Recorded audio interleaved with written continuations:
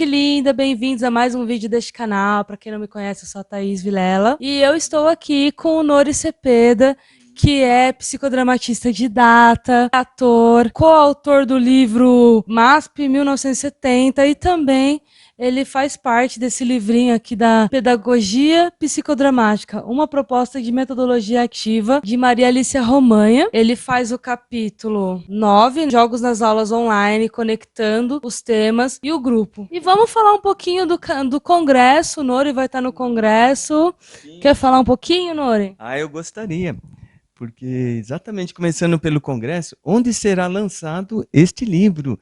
Já a gente fala mais do livro em tributo a Maria Alicia Romanha, com vários autores, organizado pela Cida Martim e a Maísa Helena. Imperdível esse livro, viu?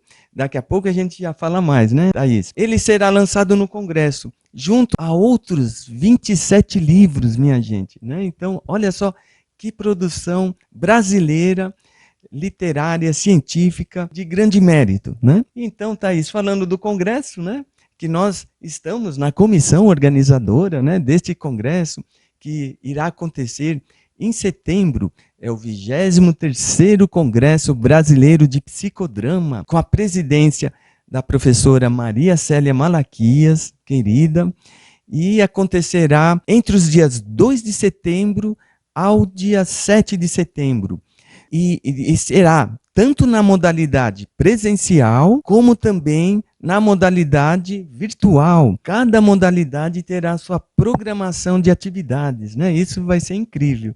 Então, pessoas que se inscrever na modalidade presencial, vivenciará suas atividades no presencial, e a pessoa que se inscrever no virtual terá uma outra programação de atividades para ela participar no virtual. Olha, será rico para ambos os públicos, né, Thaís? Ai, que bacana.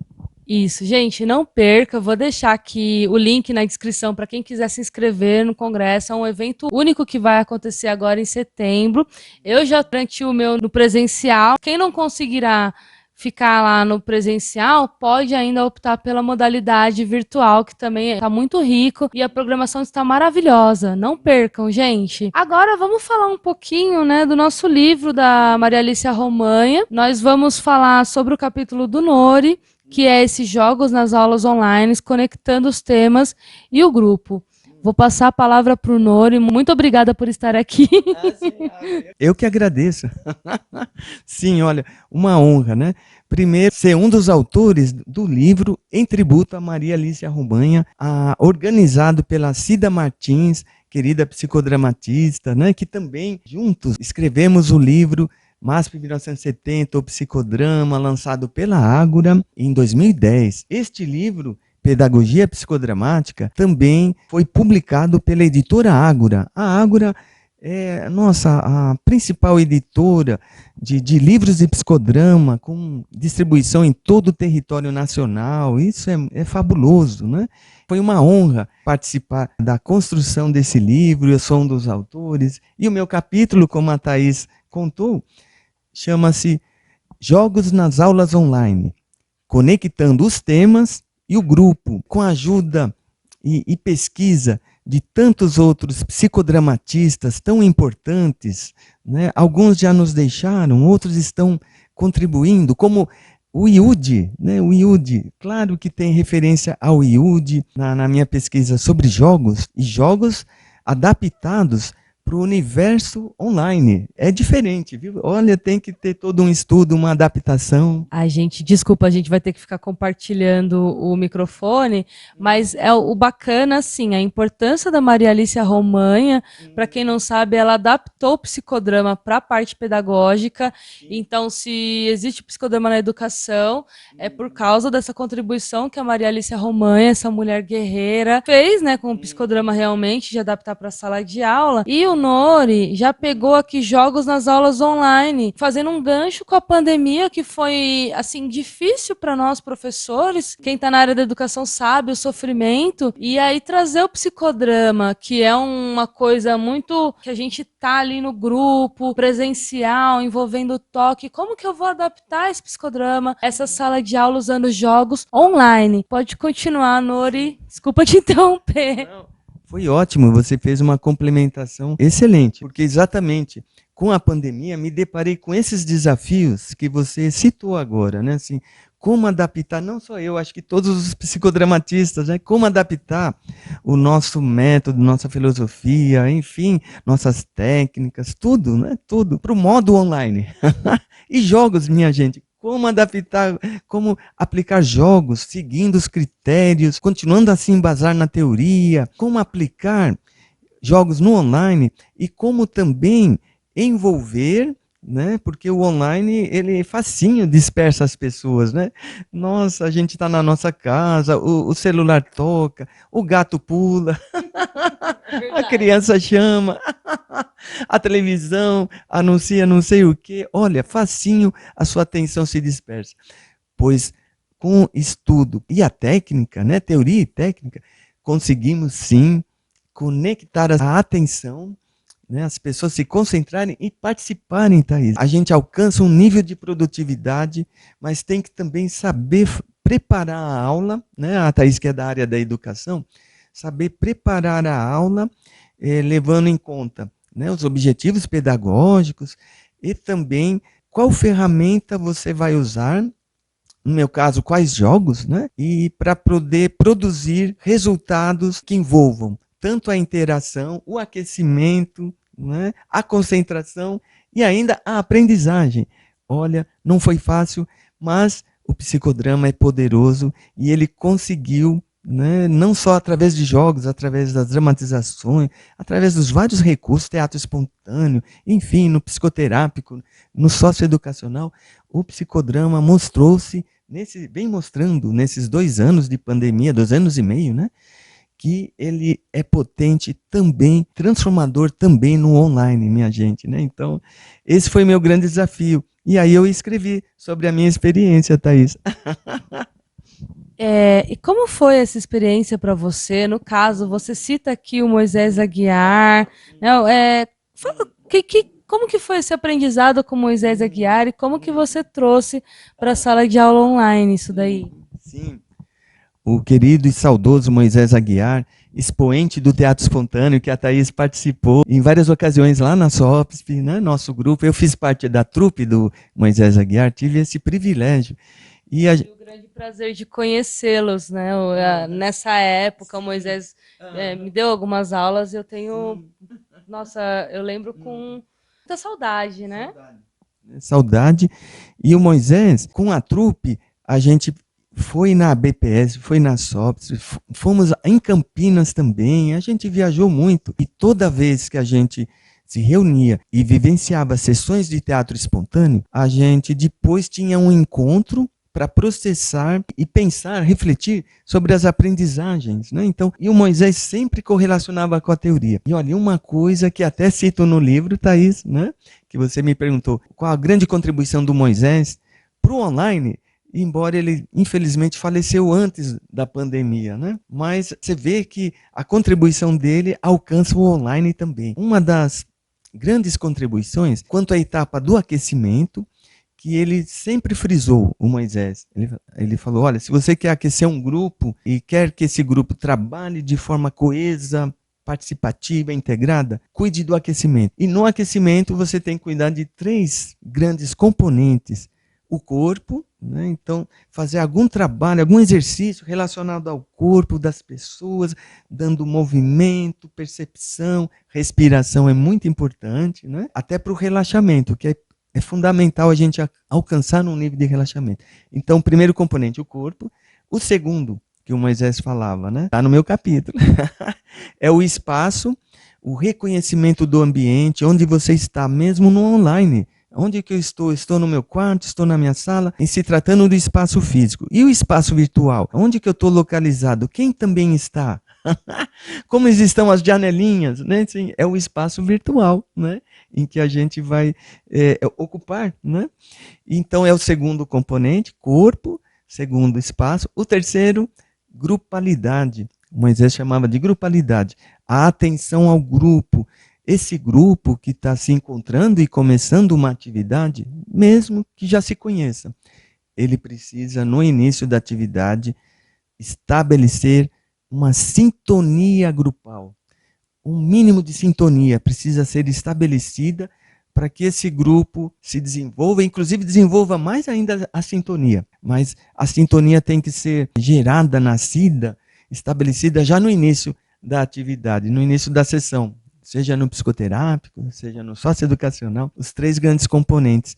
Aí o grupo flui de maneira livre, leve, solta, espontânea, criativa, podendo chegar à cocriação. Um outro conceito que o Moisés frisava muito, a cocriação entre todos os integrantes do grupo e que para ele é sinônimo de relação télica entre os participantes. É incrível, né? E olha, eu já presenciei, já vivenciei vários grupos que nós fomos indo, né, caminhando, trabalhando e chegamos num nível télico, né, de entrosamento, comunicação, produção.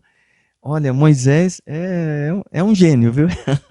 Eu acredito que alguém vai perguntar o que seria esse nível télico. Ah, sim. O nível télico, boa pergunta, né? É o nível onde você está num grau de sensibilidade e consciência e percepção ativada, em que você percebe muito bem, claramente, os seus sentimentos, seus pensamentos, seu corpo, você se percebe bem e percebe bem o outro, o grupo, o clima do ambiente, você percebe bem também, você capta, né? E você é capaz de se comunicar de maneira sintônica com outras pessoas e, inclusive, captar a comunicação, muitas vezes até sem palavras, mas a pessoa está comunicando pelo corpo, pela expressão. Você consegue ler e compreender o que a pessoa está comunicando, sentindo, expressando pelo corpo, sem usar palavras, né? Então, é um nível de relação onde nós nos comunicamos, nos percebemos e nos entendemos, e é recíproco, e co-criamos juntos, coproduzimos. Olha que lindo. Eu lembrei de uma coisa, né? Eu, como professora, é engraçado como as pessoas têm, às vezes, uma resistência para jogos em sala de aula, né? Muita gente diz, tá enrolando. Na verdade, quando você vai fazer uma atividade dinâmica em sala de aula, geralmente, assim, eu não vou dar só um filme. Para eu dar um filme e depois fazer um jogo, se eu estudo um pouco para dar uma aula e explicar, com certeza eu vou ter que estudar umas 2, 3 horas a mais para fazer um jogo em sala de aula, porque isso envolve assim um plano de aula assim, que você tem que saber todas as etapas certinho, você tem que conhecer a turma que você está trabalhando, você tem que ter um profundo conhecimento do conteúdo. E aqui você está falando, né? Entrei no jogo online. E agora? Sim, olha só, né? E agora, né? O que acontece? Respondendo a sua pergunta e fazendo um link entre Moisés e Alicia, olha que link lindo, né? Domínio. Para você dar um jogo, você tem que ter um domínio muito maior da sua sala, né? Porque eu tô trazendo para a sala de aula. Você tem que ter um domínio da sala, né? Você tem que saber exatamente conduzir, porque ali você é um diretor. Você está dirigindo uma cena. Geralmente, se você está numa escola 40 alunos, 30 alunos, 20 alunos, e você tem que saber conduzir todos esses 20 para essa atividade. Desculpa te interromper. Eu estou lembrando do ambiente de sala de aula, eu estou trazendo esse jogo. Nossa, muito bem lembrado. Sabe por quê? Olha, tá tendo uma tele aqui, viu? Uma sintonia. Porque era o que eu ia fazer. O link que eu ia fazer entre Moisés e Alicia tem a ver com o que você está falando, né? Olha só, o Moisés, primeiro Moisés. Moisés diz assim: a tele é sinônimo de cocriação. Quando estamos em condições de realizarmos a cocriação, né, e a cocriação, inclusive, construtiva, né, nós estamos em plena relação télica, é uma relação de comunicação, de liberdade, de sinceridade e abertura para a transformação, para a construção. Então, quando a gente está em condições de co-criar junto com o outro, e nos aceitamos e estamos empenhados nessa tarefa, é porque antes foi mobilizada e trabalhada o quê? A espontaneidade. A espontaneidade foi mobilizada, ativada, acionada e, inclusive, também expressa, né? Que a espontaneidade, aí a Alicia fala, né? Uma das definições, tem várias, né? Uma delas é, a espontaneidade é também uma energia, a energia de vida, energia vital, a energia que você mobiliza para empregar numa ação, né? E muitas vezes a gente não está aquecido, e se faz pelo aquecimento, né? Muitas vezes a gente não está aquecido, então a gente não está com a nossa espontaneidade ativada, digamos assim. Então, através do aquecimento, nós ativamos e mobilizamos a nossa espontaneidade, que por sua vez vai eliciar a criatividade. E aí vamos ter condições de co-criar em processo em articulação criativa. E para chegar nisso, né, então, na verdade, a cocriação é um encontro de espontaneidades. Mas eu preciso começar com a minha espontaneidade, trabalhando a minha, você precisa começar a sua, e nós vamos nos encontrar com as nossas espontaneidades ativadas, e aí nós teremos condições de usarmos a nossa criatividade e fazermos cocriações lindas, né? E prósperas. E aí, Alicia, o que ela diz? Quando em aula, que é muito o teu tema, né? O seu trabalho. Quando em aula nós propiciamos a aprendizagem, mas usando o psicodrama, então nós estamos educando duplamente. Nós estamos oferecendo educação e educando os alunos, educando a sua espontaneidade. A espontaneidade é educada sim, é treinada, ela pode ser desenvolvida, pode e deve. A gente pode treinar, por isso que com os jogos a gente treina muito, né? Então a Alicia dizia, está nos seus livros, né? E está nos nossos capítulos desse livro Pedagogia Psicodramática, quando né, trabalhamos a espontaneidade, educamos, né, a espontaneidade das pessoas, ajudamos a desenvolver e ainda propiciamos a aprendizagem dos conteúdos pedagógicos ou dos conteúdos da vida. Saber se respeitar, se relacionar, saber ouvir, saber falar, né?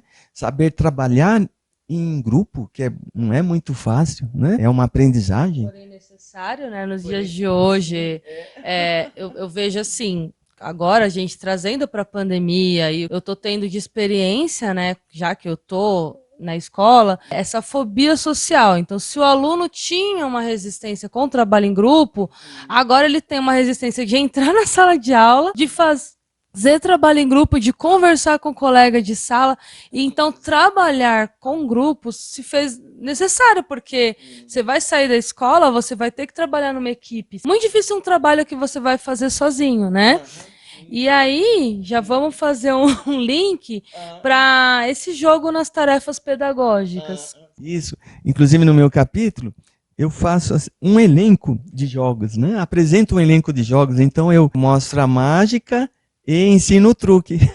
Que eu apresento os jogos, né? E que vocês, ao lerem, poderão também experimentar, né? Lógico, com critério, analisando a fase do grupo, né? A fase em que o grupo se encontra na teoria da matriz de identidade, sempre tem que estar embasado na teoria, né? E aí, então, poder os jogos, mas com critério, com base, né? com conhecimento teórico. E conforme a pessoa, isso o Moreno nos deixou essa lição, né? Conforme vamos praticando, a gente vai desenvolvendo o nosso papel de, digamos, né, de coordenador de jogos, a gente vai podendo também criar jogos a partir dos jogos até conhecidos, ou criar jogos novos também para aplicar em sala de aulas.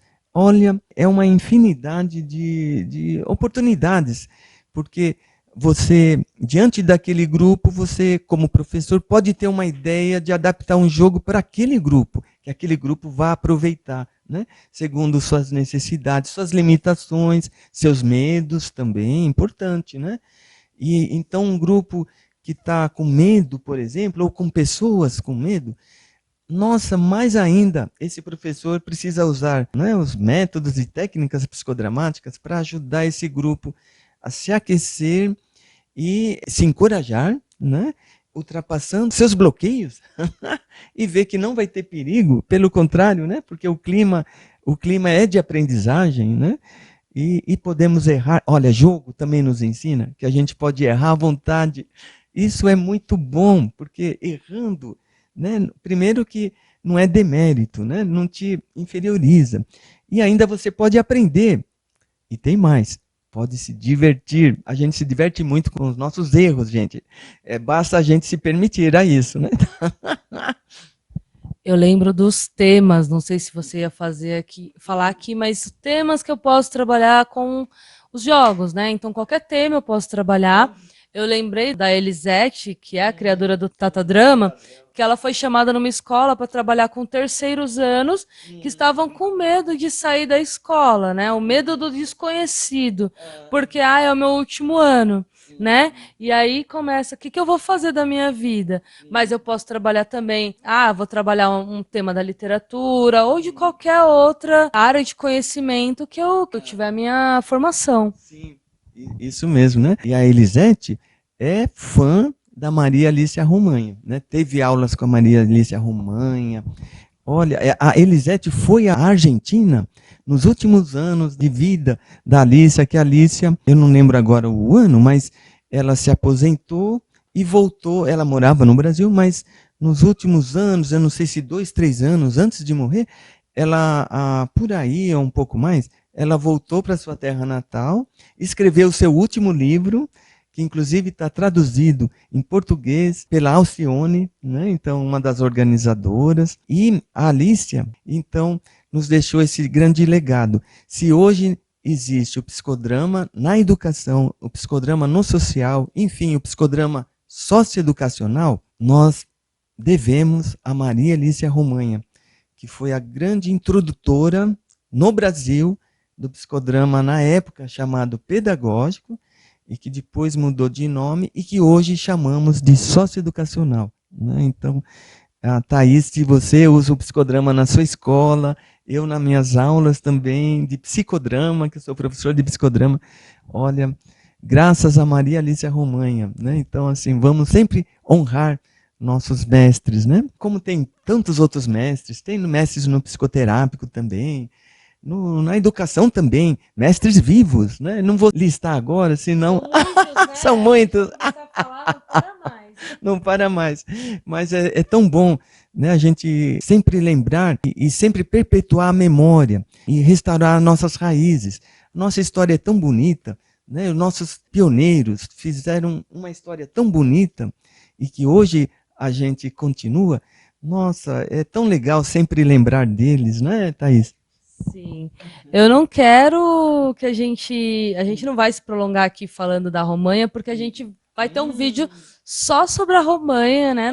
Ao mesmo tempo que é o Café com Thaís, também é o Mulheres Incríveis, porque a gente vai falar só sobre a Romanha no próximo vídeo. Antes de fechar esse vídeo, eu gostaria de saber se tem alguma coisa que você acabou esquecendo, que você gostaria de acrescentar sobre a questão dos jogos na educação, cocriação. Tem uma coisa muito boa.